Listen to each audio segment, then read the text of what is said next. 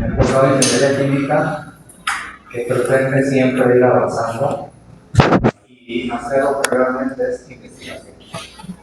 ¿Qué quiero decir con eso? Que enfoquemos nuestros esfuerzos a crecer, no a seguir lo que otros hacen, sino a tratar de proponer. Impulsamos, de hecho, lo que es la innovación, contribuciones al conocimiento, y todo lo que hagamos está ya en nuestro grupo. Acabamos de hacer un reporte a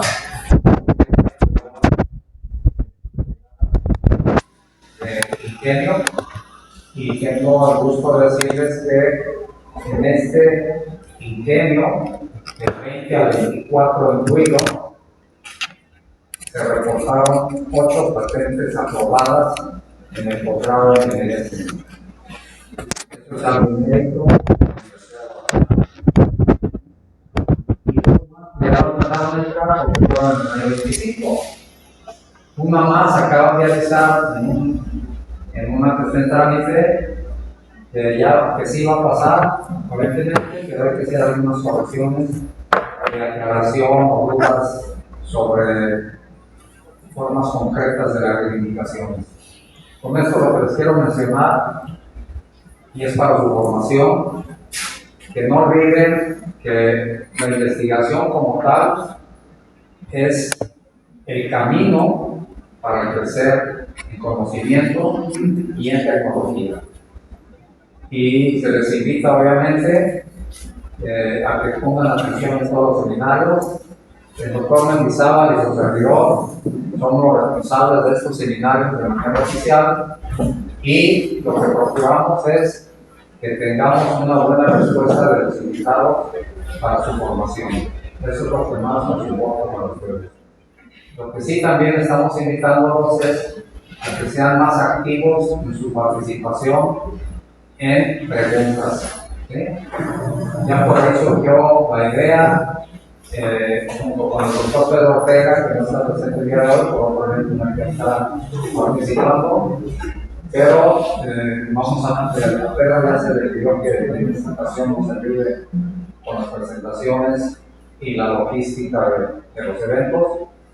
Y es probable que se maneje el tema de que al final se les diga, a ver, dígame Brian, o dígame Pedro, o dígame X, ¿qué preguntas tiene para el expositor? Entonces, eso nos va a ayudar a que estén más atentos y a que también vean que debemos estar escudriñando lo que estamos escuchando. ¿Sí? La idea finalmente es que ustedes sean los que más pregunten. Los que ya estamos de profesores o de organizadores, de alguna forma ya tenemos más claridad en las cosas, pero estar como en el aprendizaje es muy importante que traten de ver qué me está queriendo decir, qué está faltando. Si hay algún error, hay que preguntar o hay que decirlo de una manera que no perjudique a la persona, no se sienta afectada, sino que se vea que hay algo que no concuerda o que está faltando. Oye, ¿por qué no hicieron esto? ¿Por qué no hicieron aquello? Todo eso, todo es mejorable, no se les olvide. En todo podemos mejorar. Y nadie es perfecto. Aquí en la tierra no hay gente perfecta, todos nos equivocamos. Así que lo que también debemos saber, los que estamos al frente, es que somos susceptibles de cometer errores. Pero obviamente hay que evitar lo más posible el cometer errores. Y eso habla para estudiantes, para profesores, de expositores. En los congresos, no sé si a alguien les ha tocado verlo, pero es muy frecuente que haya algún debate de ideas.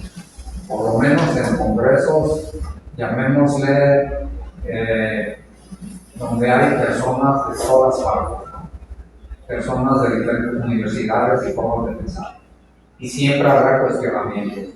Todo el que se pare aquí a hacer una exposición sabe que es posible que encuentre, digamos, divergencias de opinión. Y el papel del expositor es el de defender lo que está mostrando. ¿De acuerdo? y siempre debe tener precisamente el conocimiento de preferencia requerido. Entonces, dicho esto, vamos a dar inicio a la plática del día de hoy. Tenemos con nosotros presente al doctor Eric Omar Cisneros López. Él es de aquí de Susey. Inicialmente es ingeniero químico, con maestría en madera, celulosa y papel y un doctorado en tecnología.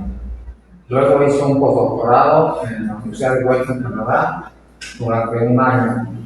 Él es ya miembro de LEDI desde 2018 y lo mejor de todo es que es muy activo. Él tiene a su cargo el laboratorio de materiales en la carrera de materiales y ha estado haciendo avances en polímeros biodegradables, en materiales compuestos biodegradables también. Y también, como ustedes lo saben, estamos ya en la era de la inteligencia artificial. Ya no podemos llamar al futuro, sino estamos en la era de la inteligencia artificial, para bien o para mal, depende de eso que se le ve.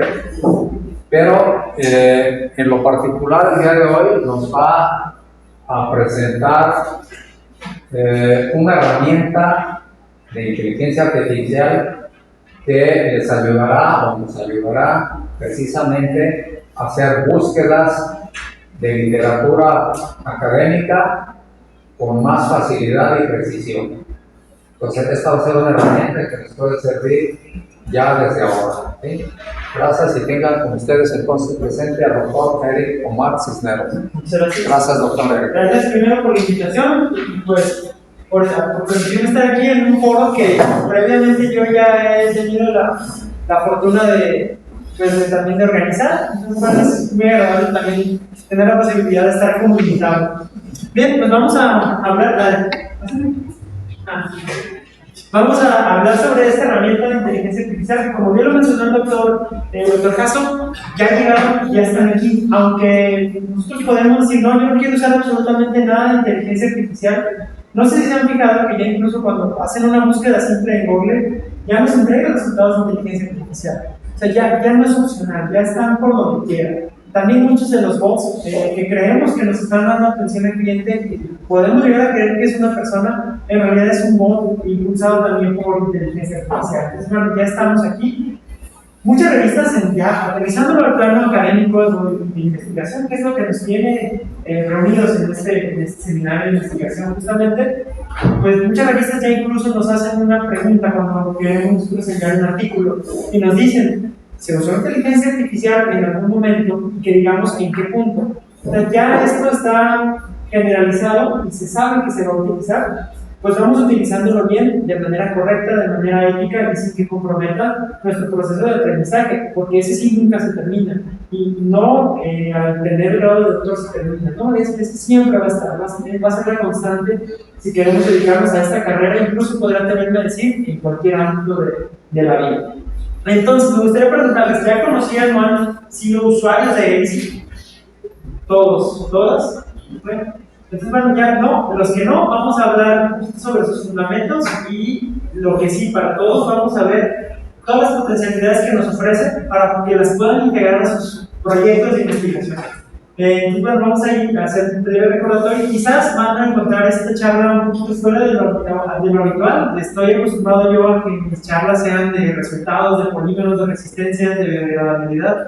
Pues ahora es una charla de una herramienta, ¿no? También pues, nos metemos en aprietos, entonces también les pido comprensión. No soy un experto en esto, también la estoy aprendiendo. Entonces, bueno, vamos a hablar sobre esta herramienta que se llama ELSI. Bien, ELSI es una plataforma de búsqueda de artículos que está impulsada por inteligencia artificial. Esta lo que va a hacer es acelerar la búsqueda, el análisis y la síntesis de literatura. Ojo, no se pretende que ya no voy a leer ningún paper, ya voy a confiar exactamente en lo que sea que me dijo la plataforma. Desde ahí ya es un mal uso, ¿no? Es el equivalente a tomar algo de ChatGPT y decir que yo lo escribí. Más o menos es el uso ético que lo vayamos a dar. Pero lo que sí puede hacer ELSI es acercarnos a bibliografía precisa, con un mecanismo de búsqueda establecido con inteligencia artificial. ¿Cómo era antes? Bueno, pues no nos vamos a ir hasta eras muy antiguas, ¿no? Pero sí nos vamos a ir, cuando menos, a la era en donde yo era estudiante. ¿Cómo buscábamos artículos? Bueno, tenía que ser, en algunas plataformas ya comenzaba a abrirse en nuestras computadoras personales, pero únicamente estando conectados a través de la biblioteca de BDG. Había ciertas plataformas que solo permitían una persona conectada a la vez. Quizás aquí los doctores van a recordar en sus casos, ¿no? Y había veces que uno prefería conectarse a esa red a las horas de la madrugada porque pues era lo más seguro que no hubiera nadie más ahí bajando un artículo. Entonces fluía cuentagotas. Llegamos después a una era en donde tenemos al alcance de nuestra mano Google Scholar, incluso plataformas cuestionables éticamente, ¿no? Que creo que todos las conocemos, para bien o para mal. Pero ahora, ¿qué es lo que pasa? Son muchísimos artículos y nos podemos preguntar, ¿quién lee tanto, no? Pues nosotros, ¿verdad? Aquí la pregunta es, ¿recuerdan cómo, o saben cómo se hacían las búsquedas en estas herramientas tradicionales? ¿Qué impulsaba, si yo ponía un campo, qué impulsaba a esta herramienta o a esta plataforma que me diera un resultado? Palabras clave, gracias. Exactamente. Entonces, el artículo o los artículos que me iba a mostrar en una plataforma tradicional, no impulsada con IA, iban a ser los que contuvieran las palabras clave que yo había colocado en mi búsqueda. ¿Y esto qué hacía? Y de seguro lo sufrimos todas y todos.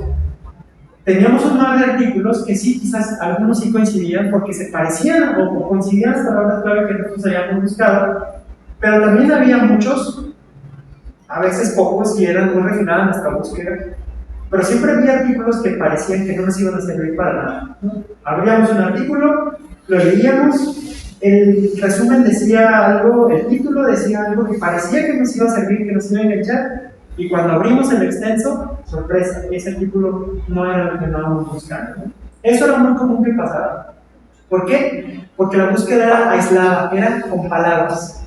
Hagan de cuenta como un filtro de estos de canicas, que si la canica cabía, iba a pasar, pero también andaban canicas pequeñitas y también cabían por estos filtros. Este filtrado no era muy preciso.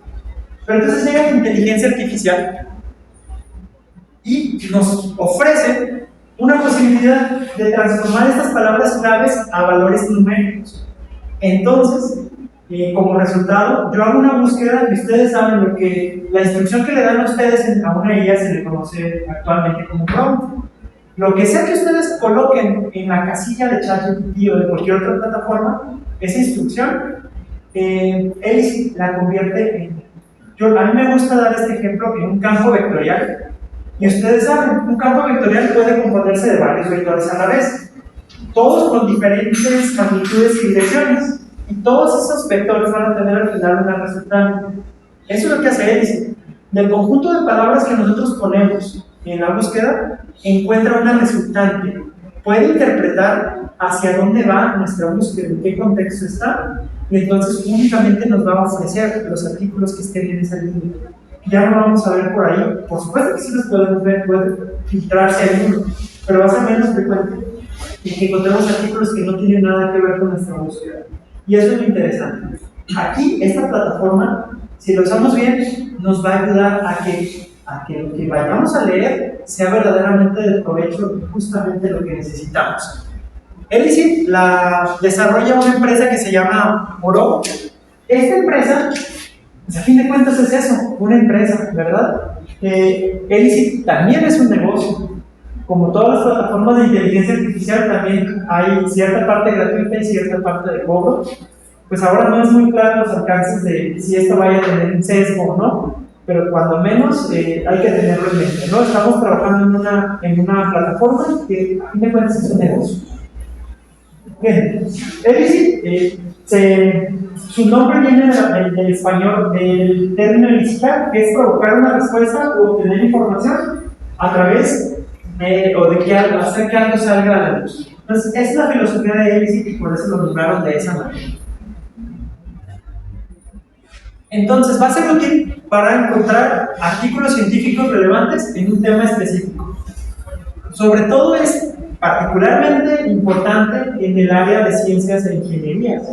Y también en el área de ciencias de la salud. No digo que no se pueda usar en otras, pero es ideal por la forma en la que trabaja para encontrar bibliografía en estas áreas de conocimiento.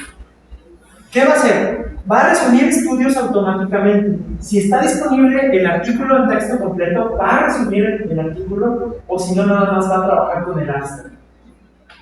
Va a extraer estos datos clave y va a organizarlo en una forma matricial, en una tabla, en donde vamos a poder nosotros personalizarla y pues estar, digamos, ahí descartando los artículos que no queremos utilizar. Por supuesto es clave, no sustituye al investigador, y creo que hasta este momento ninguna inteligencia artificial va a ser capaz de hacer esto, porque pues, es simplemente un conjunto de algoritmos que están esperando instrucción. Pero sí va a potenciar y acelerar nuestro trabajo, y espero que pueda servirles y lo puedan incorporar en sus protocolos, en su escritura, y pues espero que de verdad les saquen jugo a estas herramientas. ¿Qué vamos a hacer? Bien, ELISIT tiene la capacidad de hacer búsqueda semántica, extracción de datos, generación de resúmenes automáticos, aunque esta parte ahorita lo vamos a ver en un ejemplo más dinámico. No está, digamos, tan específica y no va a generarnos un texto tipo ChatGPT, va a ser mucho más limitado. Pero la única ventaja que tiene es que todo lo que genera aquí va a estar exclusivamente basado en textos. No hay otra fuente extraña del conocimiento, no hay blogs, no se alimenta de opiniones en internet, sino que sus únicas fuentes van a ser artículos científicos. Esto descarta libros, descarta capítulos de libros que tengan, digamos, libros de texto. Sí va a incluir aquellos que tengan DOI, o sea, de estas revistas que de repente sacan un capítulo especial, eso sí lo va a incluir, pero no va a incluir los libros de texto tradicionales con los que nos tomamos quizás en la licenciatura. Nos va a permitir importar esta lista de papers a un gestor bibliográfico como Zotero o Mendeley, para nosotros poder después continuar trabajando con estas citas, y nos va a ayudar a hacer varias otras actividades que vamos a hablar en un momento pues. La fuente de ELISIT se llama Semantic Scholar. Esta plataforma es la encargada de hacer que estos artículos ya es una cantidad superior a 227 millones de papers estén aquí en esta base de datos. Pero este es un buscador simple, ¿no? Con la característica de que lo hace a través de este lenguaje de pages, ¿no? De palabras, no palabras claves, sino de transformación en el contexto. Los artículos están alojados en el Semantic Scholar, pero únicamente se van a mostrar en línea, o sea, uno tras otro, de acuerdo a la relevancia de mi búsqueda. ¿Qué es lo que hizo ELISIT? Tomó este motor, este compendio de artículos, y desarrolló su plataforma de tal manera que esa plataforma ya extrajera los datos que provenían de aquí. Ellos encontraron aquí la fuente de la información y simplemente nos proveen una herramienta que la va a analizar un poquito más a fondo. Lo que sí es que si algún artículo ha sido rechazado recientemente, que suele ocurrir, o que se haya publicado una errata o un error reciente, que también existe en estos casos, este no va a estar actualizado. Entonces, como en todo, es necesario estar al pendiente de la información que estamos utilizando. No hay que creerlo todo a la primera. ¿Qué no va a hacer ELISIT? Bueno, no va a acceder al texto completo de todos los artículos, y mucho menos si no están en Open Access y no tenemos acceso a ellos, ¿no? No va a reemplazar la lectura, o sea, no va a hacer que leyendo un cuadrito, eso es imposible, leyendo un cuadrito que nos ofrece ELISIT de resumen, yo pueda pretender que ya leí completamente el texto. Eso sí es algo que no es ético. No va a detectar si el artículo es falso o de una revista depredadora, y tampoco va a organizar nuestras citas, pero para eso se usan otros complementos. Vamos a explorar un poquito ELISIT. Aquí les dejo, bueno, esta diapositiva la preparé para el caso de que haya usuarios que no estén familiarizados con ELISIT. Aquí es la manera de entrar a la plataforma. Por suerte, veo que la mayoría ya están familiarizados. De todos modos, ahorita vamos a hacer una pequeña búsqueda. Y con esta búsqueda que nos van a ayudar a construir entre todos, vamos a explorar todo lo que puede hacer ELISIT, ¿no? Para enfocarnos en lo que pueden hacer aquí en el posgrado, ¿no? De entrada, les va a aparecer una página principal. Obviamente, después de haber ingresado con sus credenciales, puede ser con el correo institucional o con el correo personal, o hacer una cuenta de manera independiente con algún método de identificación alternativo. Vamos a encontrar esta página. En la página de inicio de ELICIT se encuentra un cuadro en donde van a poder ustedes ingresar la pregunta de investigación. La pregunta de investigación o el prompt de lo que ustedes quieren hacer la búsqueda. O sea, lo que sea que ustedes pongan aquí va a ser el paper o los papers que ELICIT arroja. Vamos a poder encontrar papers, o sea, simplemente un buscador. Y esta parte es completamente gratuita. Pueden hacer todas las búsquedas que quieran a través de Find Papers. Pueden pedirle reportes de investigación, que es un análogo a un pequeño review, de un estado del arte, y nos va a entregar un resumen más avanzado de 10 papers de 50. ¿Qué va a hacer ELICIT? Con la búsqueda va a encontrar 50 artículos y va a decirnos, de estos 50 artículos que se relacionan con tu búsqueda, estos son los mejores 10 y esos 10 los va a analizar a fondo. Ahí sí va a tratar de entrar al texto completo y nos va a entregar tablas, gráficas, tendencias e incluso estadísticas de qué se hace en ese paper. Aquí, como resultado, nos entrega un PDF de más o menos 10 páginas con todo ese análisis. El review sistemático o la revisión sistemática, esa solamente la tienen disponible en las versiones Pro, que es la más cara, pero en realidad esa pues no tiene mucho sentido. Desde lo personal, ahorita van a ver por qué. Yo de hecho considero que con la versión gratuita de esta herramienta es más que suficiente en el área de encontrar artículos. Tiene otras habilidades, como son por ejemplo subir y extraer PDFs.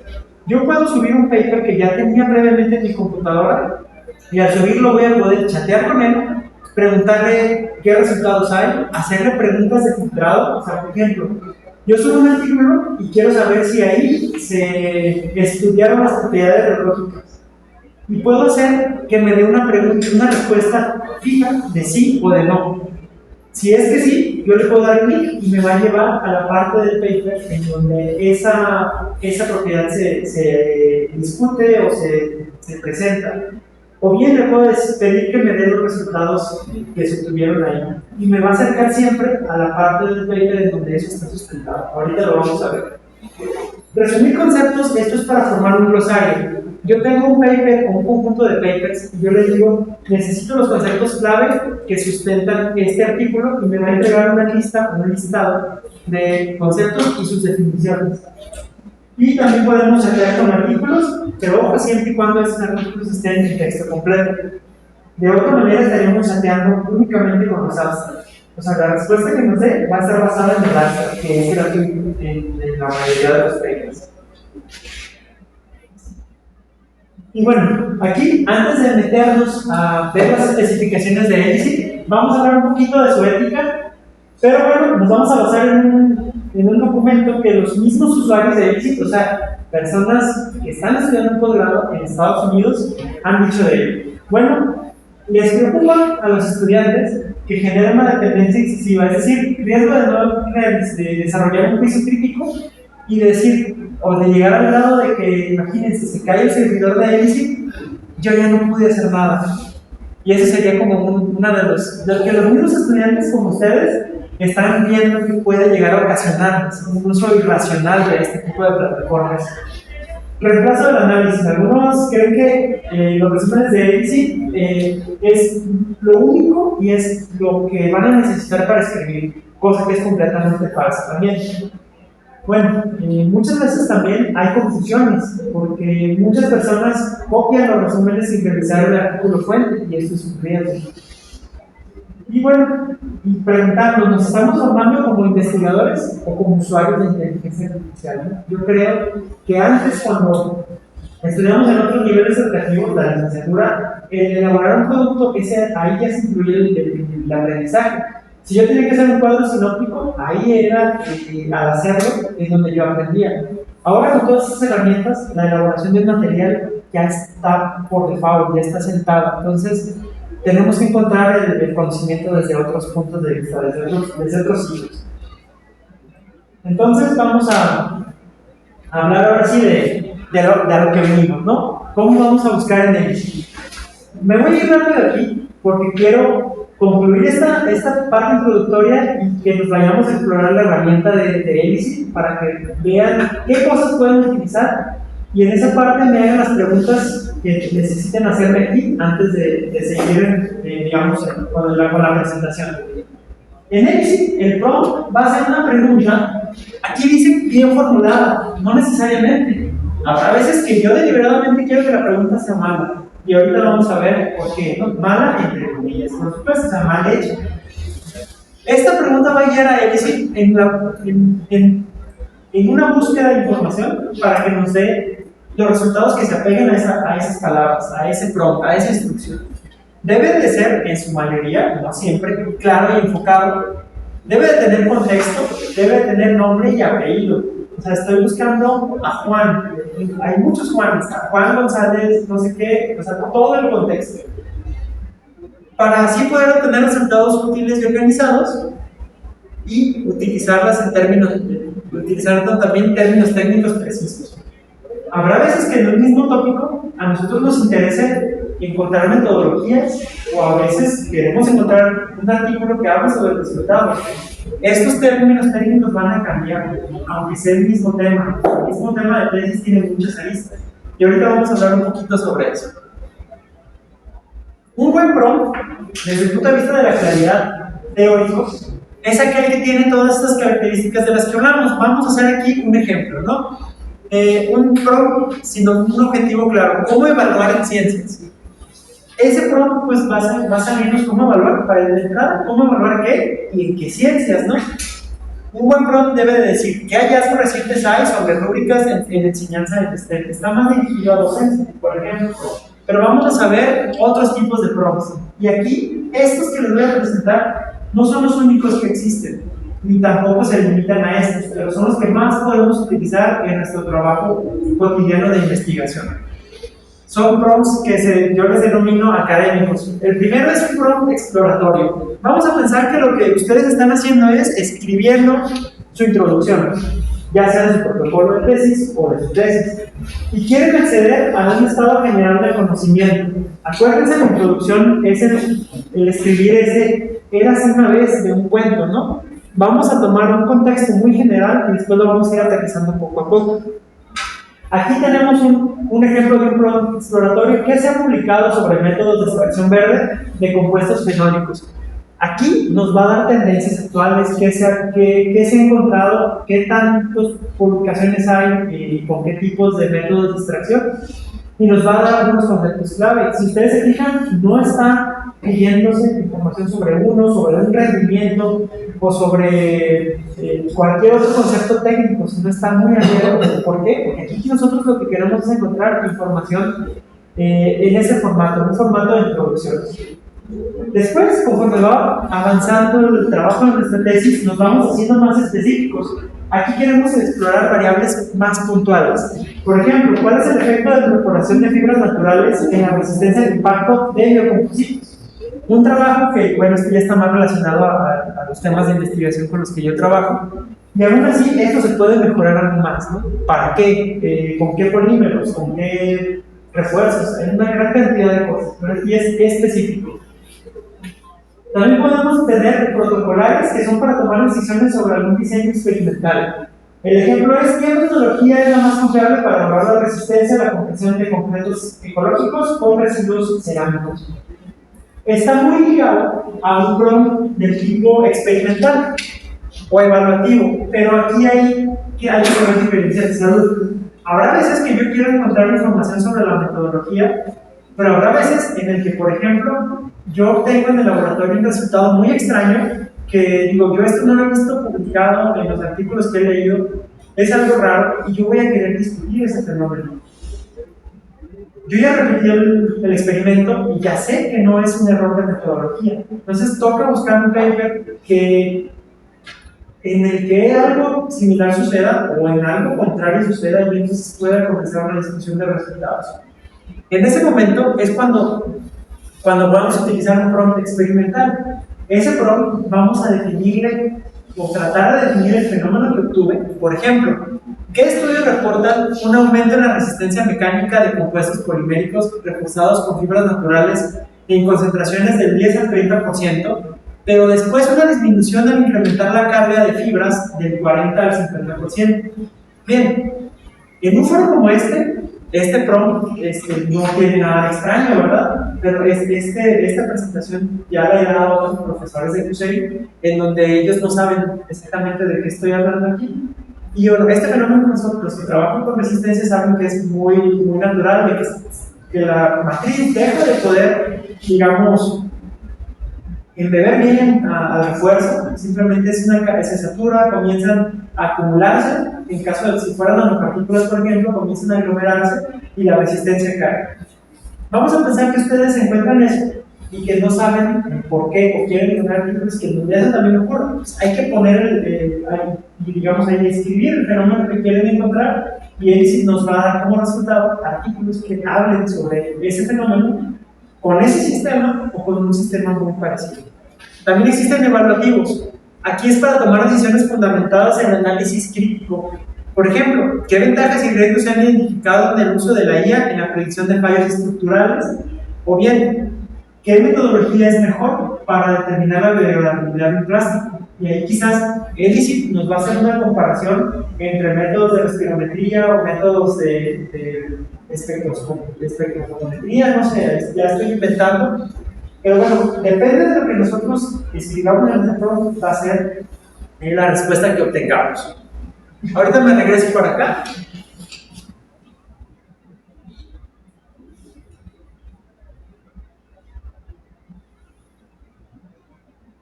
Hay veces que yo no necesito tener un prompt claro ni específico.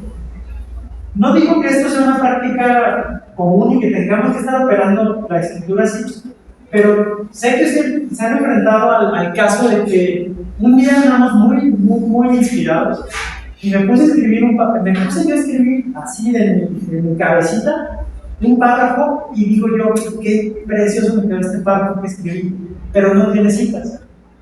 Entonces, ahora tengo que ponerme a buscar esas citas. Bueno, no digo que sea lo más adecuado, pero en un caso como si ustedes ya tienen un texto escrito, pueden utilizar ese texto escrito como prompt y entonces él les va a dejar las citas que sustentan ese párrafo que ustedes escribieron. ¿Qué es lo que toca éticamente para que esto no tenga un sesgo? Es ir a entrar a todos los resultados de ELICIT, leer los papers que vayan a utilizar y cerciorarse de que justamente estén, digamos, ahí sustentadas sus ideas. De nuevo, no es el camino. ¿Cómo sería la pregunta? La pregunta sería un párrafo, doctor, que usted escribió, pero que lo escribió en sus citas. Sí, pero usted le dices, analízamelo, ¿qué le dices? Solamente con el párrafo. Y si quiere, ahorita vamos a hacer un ejercicio con ese. Busco ahí, voy a buscar en el computador un texto y vamos a ponerlo ahí para que veamos si las citas que entregas son pertinentes al texto que usted. Digo, esto va como. Sí, doctor. No, ya que terminas. No, ya. Bien, bajo esto que me está diciendo, este tipo de cosas puede ayudar incluso a disminuir experimentos, por ejemplo. Por supuesto. La pregunta concreta, ¿es posible que uno le diga, a ver, ¿qué me conviene más con este colorante? Hablando de lo que usted conoce. Disolverlo y luego mezclarlo, o meterlo directamente en la emulsión, por ejemplo. Sí, eso sí se puede poner. Sí, lo puede y lo responde. Y el texto que va a generar. Lo que ya Haga de cuenta, va a generar un texto, ese sí es un texto generativo, pero basado nada más en 4 artículos. Ese texto, ahí sí va a responderle a su pregunta.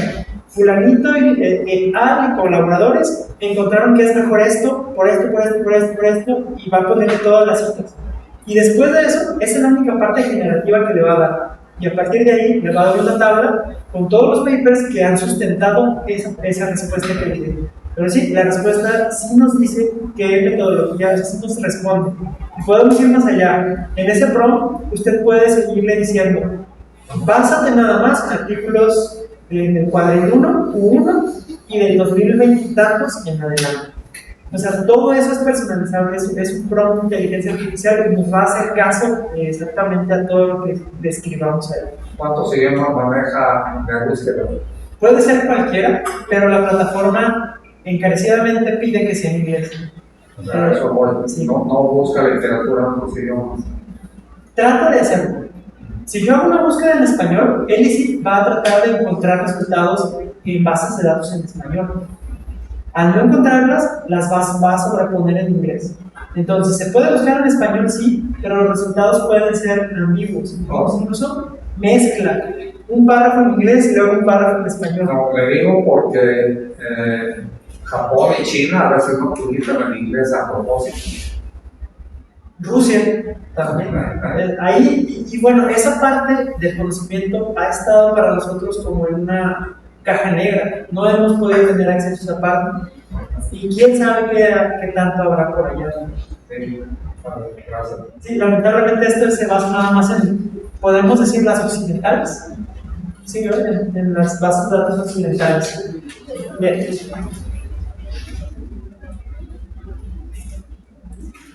Esta parte, si quieren, si les parece, al final de esta charla les tengo un enlace para que puedan acceder a esta presentación y la conserven. Y si les puede servir de algo, ya estaría de lujo.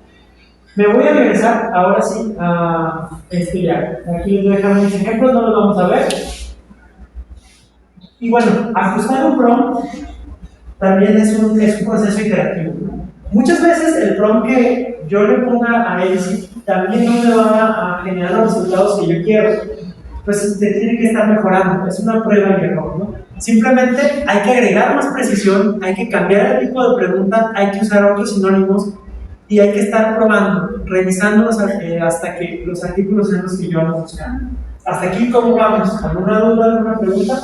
Entonces, si les parece, vamos a hacer un ejercicio en Elicit y vamos a explorar todas estas cosas que yo ya les he estado platicando. Sí, por favor. ¿Nos ayudas a escribir? Sí. Va.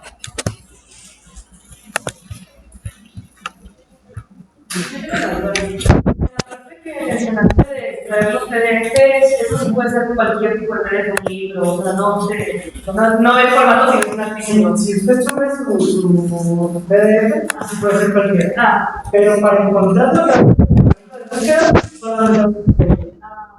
y bueno, esto es algo que hace que a mí me gusta mucho esta herramienta. Una de las pocas herramientas de IA que se van a todos los resultados de lo que le solicitamos. Y esto para mí es fantástico, ¿no? Se utiliza mucho, por ejemplo, también en áreas médicas. Por ejemplo, no sé si han escuchado de repente que a las personas que padecemos dolores articulares, cuando el clima cambia, se nos agudizan ciertos tipos de dolor, ¿no? Pues a mí un día se me ocurrió ponerle que si había evidencia científica que sustentara que el dolor articular puede exacerbarse con los cambios climáticos, y la respuesta fue que sí, o sea, y con papers, o sea, ya no es nada más de mi abuelita le dolía la rodilla y sabíamos que iba a llover.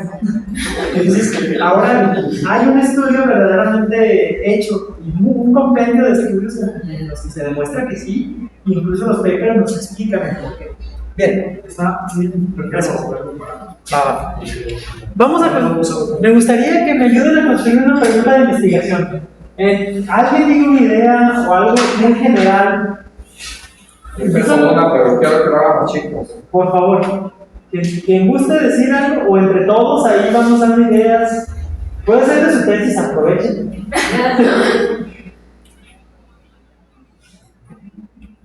Lo que sea, muchachos.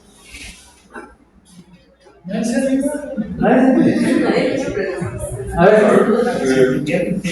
Acerca de la impresión 3D de material polimérico que sea conductor de electricidad. Impresión 3D de polímeros conductores. Si se fijan, aquí ya tenemos el tema. ¿Qué pasa? Y vamos a ponerlo ahí. Y vamos a hacerlo en español.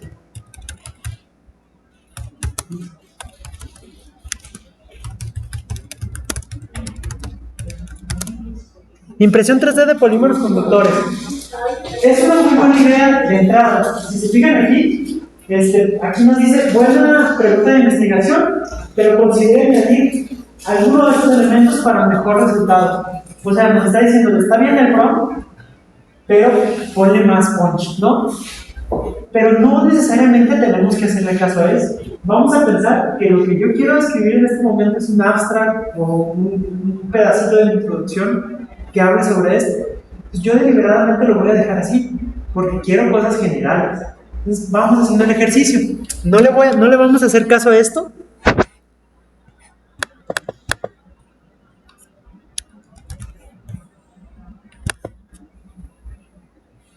Y comenzamos la búsqueda. Si se fijan, en este caso nos está haciendo caso con el idioma y lo puso en español. Y en la búsqueda, digamos, en el resumen que generó, ya no pudo hacerlo en español y lo hizo en inglés. Elixir está programada para dar un resultado siempre. Si hay artículos en español suficientes, nos va a dar todo en español. Si no los hay, los va a dar en inglés o nos lo va a dar en esclavos. Si por alguna extraña razón ustedes buscan un tema que nadie ha publicado y por esa misma razón no hay más de 4 papers, Elixir se va a delegar. Necesita al menos 4 papers para poder trabajar. Si nada más hay 3 papers o 2 papers en un tópico en específico, no vamos a tener respuesta de Elixir. Y es por eso que Elixir sugiere que siempre se hagan las búsquedas en inglés. Aunque como ustedes pueden ver, no pasa absolutamente nada, la búsqueda es exitosa. Entonces fíjense, aquí por ejemplo de entrada tenemos cuatro fuentes bibliográficas del texto generativo y podemos irnos a 8 si le pagamos a ellos. ¿Cuánto se debería de pagar? La primera, creo que la que sigue es de $12 al mes y la más grande de $50 al mes. No nos olvidemos que al final de cuentas, pues esto es un negocio de alguien, ¿verdad? Es una empresa, alguien está ganando dinero con esto. Pero desde mi experiencia, con la versión gratuita es más que suficiente para lo que nos dedicamos aquí nosotros. Pues si ustedes se fijan aquí, de haber dejado el prompt tan abierto, sí tuvo sus ventajas. Si se fijan, esto se parece a una introducción. Aquí, ¿qué es lo único que tenemos que evitar? Por favor, no tomen esto como propio y no lo usemos como propio. Ese sería lo único que éticamente no sería válido. Pero, ¿qué puede hacer un texto de estas características? Y no sé si les ha pasado ahora. A mí me pasa cada rato que estoy escribiendo y de repente entro como en un bache de creatividad. O sea, las ideas dejan, por alguna extraña razón, que son las ideas dejan de fluir. Al leer esto, a mí me ha ayudado mucho. De que yo leo esto y se me empiezan a ocurrir otras ideas, entonces puedo retomar mi trabajo. Entonces, esto tiene muchas ventajas más allá de la generación de un texto, ¿no? De eso, de realidad, es lo menos interesante para nosotros, si es que mejor nos podemos analizar lo que dice. Bien, aquí ya empieza, como ustedes pueden ver, pues empieza a mencionar polemina, pelot, polipirrol, etc., ¿no? Entonces empieza a ser, digamos, podemos ver que sí nos va a servir lo que está aquí. Si comenzamos a bajar, vamos a observar una matriz.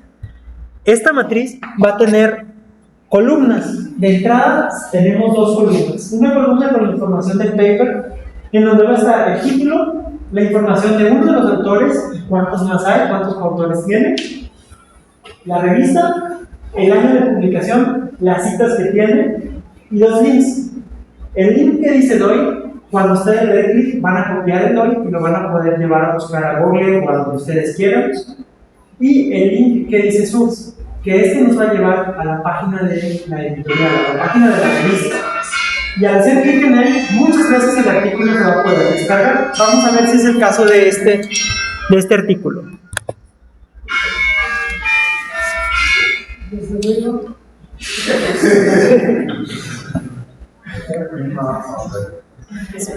Por ejemplo, aquí, al hacerle clic en source, se me pone el artículo que dice que está en Open Access, ya nada más sería descargarlo de aquí y ya lo podemos integrar a nuestra biblioteca personal.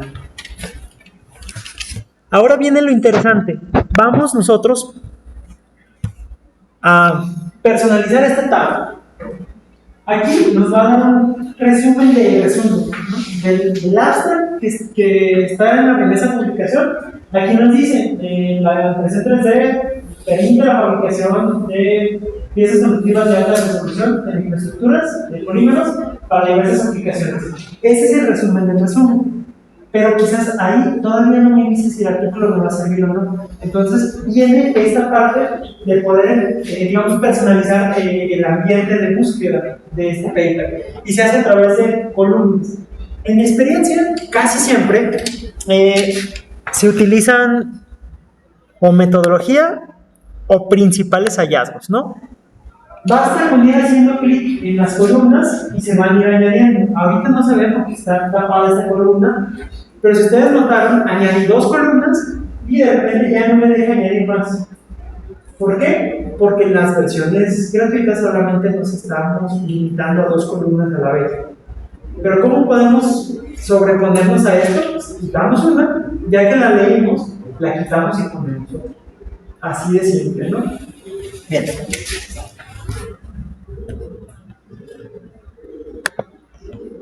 Escondo esta barra de columnas y aquí están las columnas que yo le pedí. Y él dice, ya ha llenado cada uno de estos espacios con información del paper. Por ejemplo, en el primer paper dice aquí que se utilizó una tinta imprimible basada en pedo P6. Y aquí nos dice cómo se preparó, etcétera, ¿no? Y después en la siguiente columna nos dicen los principales hallazgos. Dice, por ejemplo, high performance, ¿no? Y ahí son los resultados. Y esto ya lo hizo con todos los papers, ¿no? Y no son el único tipo de columnas. Aquí lo único que tenemos que hacer es darle aquí por ejemplo, ya no quiero esta columna, la puedo borrar y puedo volver a seleccionar de un catálogo de columnas preestablecidas. Hay un montón de cosas, ¿no? Tipo de estudio, pregunta de investigación, incluso hay limitantes, intervención. Aquí es lo que ustedes quieran, y si aún así no encuentran lo que sea de su interés, podemos hacer una columna personalizada. ¿Cómo funciona aquí? Nos vamos a la parte de arriba y ahí van a escribir ustedes lo que quieran que sea. ¿Qué pueden hacer para este tipo de tema? ¿Alta resolución? ¿O qué quieren diferente hacer? Conductividad. Conductividad, ok. Escribimos el nombre de la nueva eléctrica, ¿verdad? Y le damos crear columna. Y aquí es el momento de darle otra afinada a esta columna. Aquí nos dice, se nos abre un cuadrito para poner otras instrucciones opcionales. Y aquí, si nada más le pongo conductividad, si no se lo puse en el título, aquí es donde lo puedo poner. Quiero que me digas qué artículos miden la conductividad eléctrica. O qué otra cosa están buscando. Esta es la manera. Y también podemos personalizar el tipo de respuesta que vamos a obtener. Por ejemplo, en mi answer, es cualquier cosa, cualquier información plasmada así como en esta forma de texto, como lo hizo en los columnas que acabamos de ver hace un momento. Podemos poner preguntas específicas, o sea, podemos darle opciones múltiples para que el paper o el sí nos diga cuál de ellas se utilizó, o poderle preguntas de sí, no, tal vez. Si yo le pongo, así como está ahorita en mi answer, me va a poner sí, lo midieron y dio tanto. Vamos haciéndolo si les parece. Simplemente le damos guardar y vamos a ver cómo la plataforma está viendo los artículos o a sus abstracts, es que no están disponibles, y está encontrando la información que solicitamos. Por ejemplo, aquí dice dry state hasta 155. ¿Sí tiene lógica, Alexis? ¿Nada que ver? Nada que ver. ¿Ok? Sí, son Siemens, ¿no? Sí,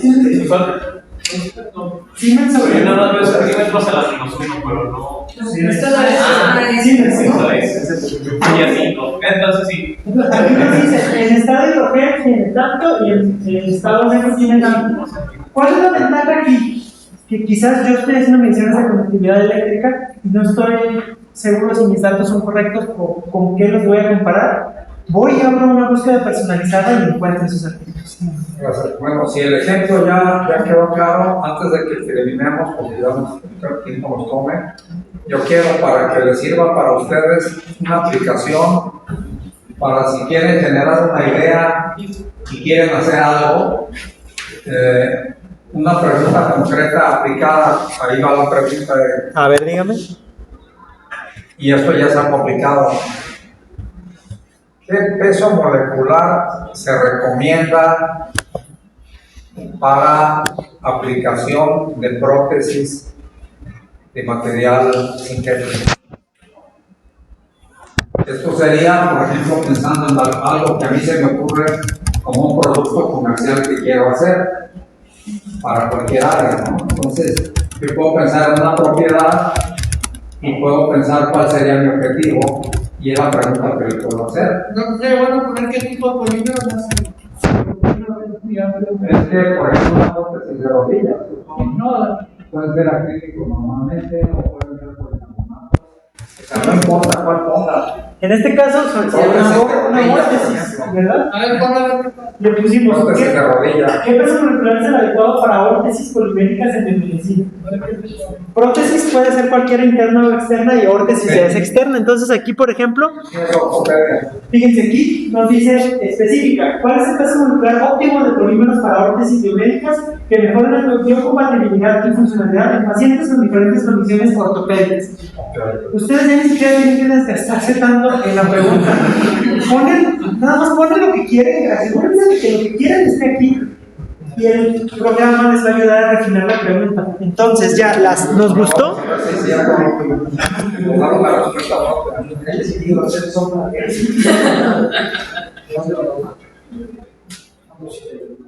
Y aprovechando esto, ahorita vamos a abrir una casilla de peso molecular antes de que el tiempo se nos acabe.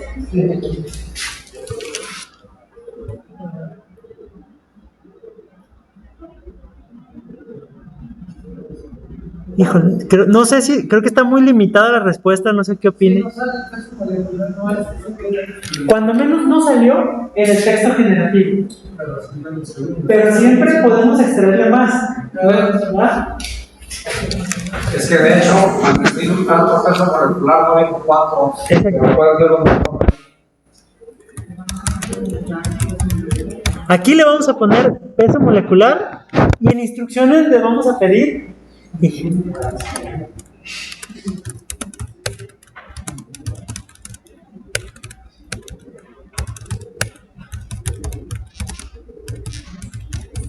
indique el peso molecular óptimo. Le damos guardar y vamos a ver si esta columna sí hace lo que nosotros queremos. No menciona, o sea, la mayoría de los artículos no mencionan esto. ¿Cuál es ese rango de peso molecular? Ahora bien, vamos a hacer el otro tipo de pregunta.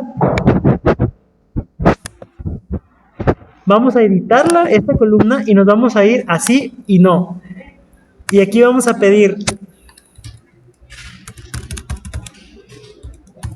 ¿se determinó el peso molecular? Y si se fijan ustedes, comienza a hacer una búsqueda, pero el resultado ahora van a ser casillas, sí, no, tal vez.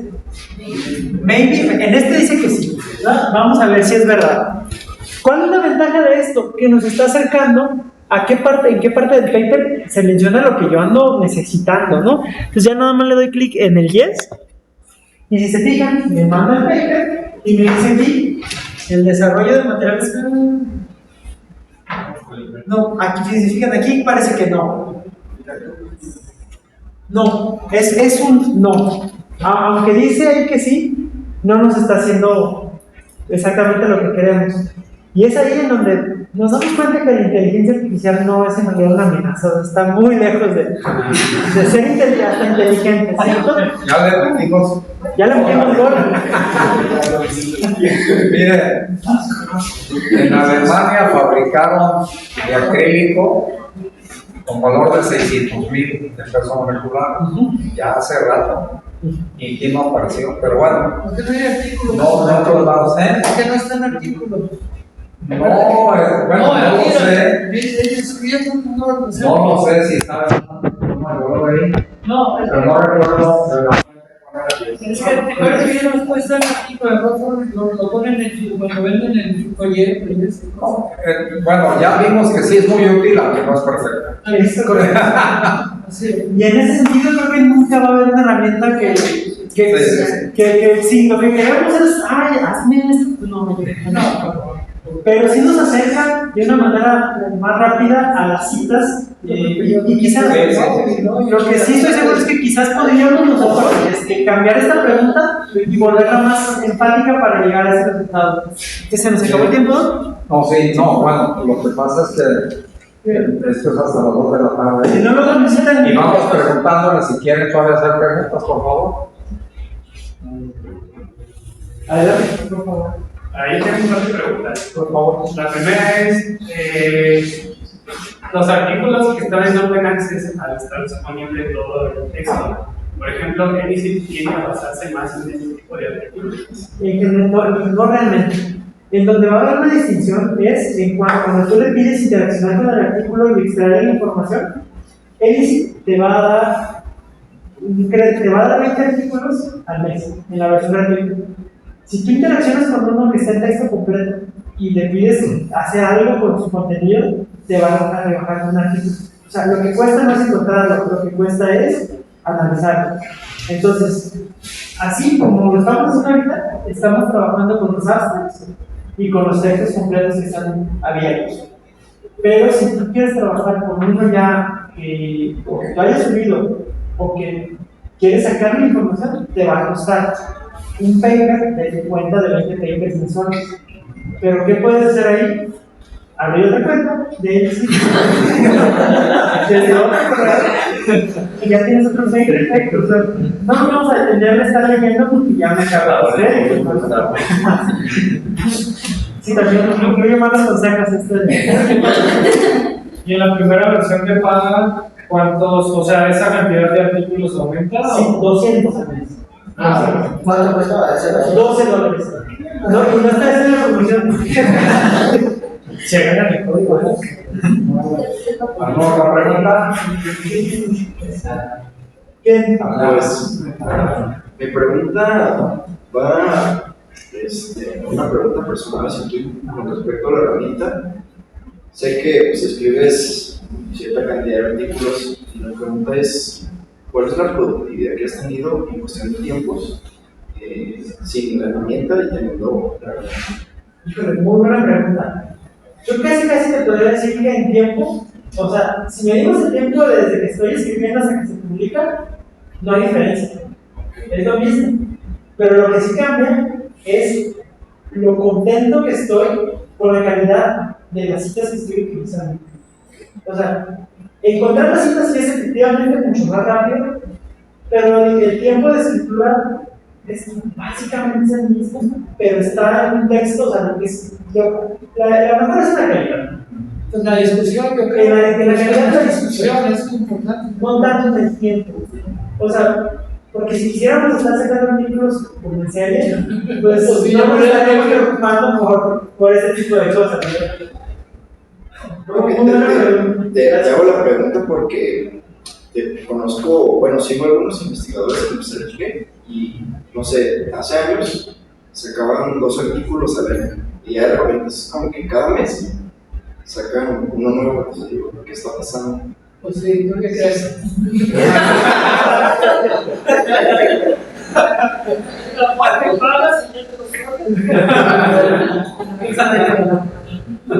A ver, otra pregunta. Bueno, ya vimos que estas herramientas no son infalibles, pero ya en un uso más cotidiano, ya incluso más formal con prompts más organizados, ¿qué tan fácil es de que esta herramienta nos dé alguna alucinación como la que acabamos de ver? Si el prompt está muy bien establecido, es muy raro que te den una cosa mal planteada o una alucinación, como muy bien lo mencionas, es muy difícil. Y más cuando estás trabajando en lo que es tu área. Ahí cuando estamos trabajando en nuestra área de la que estamos familiarizados, luego podemos nosotros ir viendo si el programa funciona o no. Entonces es muy fácil y eso sí te lleva muy rápido a un buen estado de literatura. Una última pregunta. Lo que es relacionado a lo que comentaban. Por ejemplo, si nosotros escribimos un error a la hora de redactar nuestro prompt, ¿Elicit es capaz de detectarlo o estamos forzando a que nos encuentre justo lo que estamos buscando? Va a poder sobreponer ese error, a menos que ese error tenga una coincidencia científica, metodológica, en esa área de conocimiento o en otra, te va a mostrar lo que se alcanza a filtrar por ahí. Pero si es un error breve o un error de escribir, de escritura de typing, no va a pasar nada, va a ser capaz de saltar tu error. Y no sé si lo vieron ahorita, yo busqué sin acentos y él sí lo puso. Me daba la búsqueda con acentos. Entonces ahí sí no hay tanto problema, a menos que haya una coincidencia fuerte en el campo metodológico. Ahí sí. ¿Alguna última pregunta? Lo que sí mencionaste es que en las revistas ya te ponen si utilizaste la inteligencia artificial para la producción de ese artículo, ¿habrá un porcentaje o una limitación que te digas es que si utilizaste tanto por ciento de inteligencia artificial no es publicar el artículo? Más bien, ¿en qué lo utilizaste? O sea, si tú lo utilizaste para generar el texto, aquí no hay un problema. Si tú lo utilizaste, como aquí, para encontrar bibliografía, no tiene por qué decir nada. Pero no, en las revistas no te limitan al uso. No, y además se supone que en las revistas se supone que también hacen un estudio con un tipo gestor de plagio que también nos dice cuánto contagio de. Aunque estos gestores están extraños, yo un día se me ocurrió hacer una prueba y subí un paper que publiqué en 2016 a uno de estos y me decía que estaba 70 y tantos % de choconía y pues, yo no Antes no lo es que había un número. Si a mí me pasó una vez me dijo que estaba 100%, porque lo hicieron en un congreso. Le hicieron un artículo publicado en un congreso. Y de congreso, así que tengan cuidado porque luego no se los van a quedar de notar. Si los van en el congreso. Bien, pues solo nos resta agradecer al doctor Eric su participación y esperemos que esa herramienta le podamos buscar jugo para hacer mejores cosas. Gracias.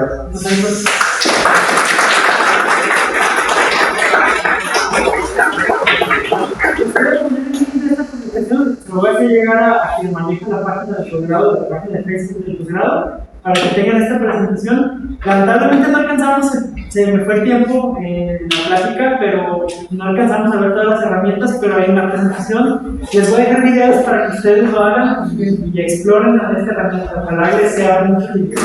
Gracias.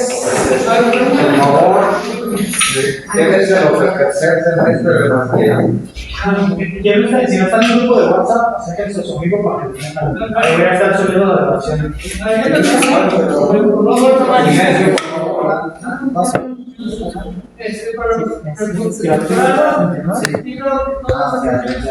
Para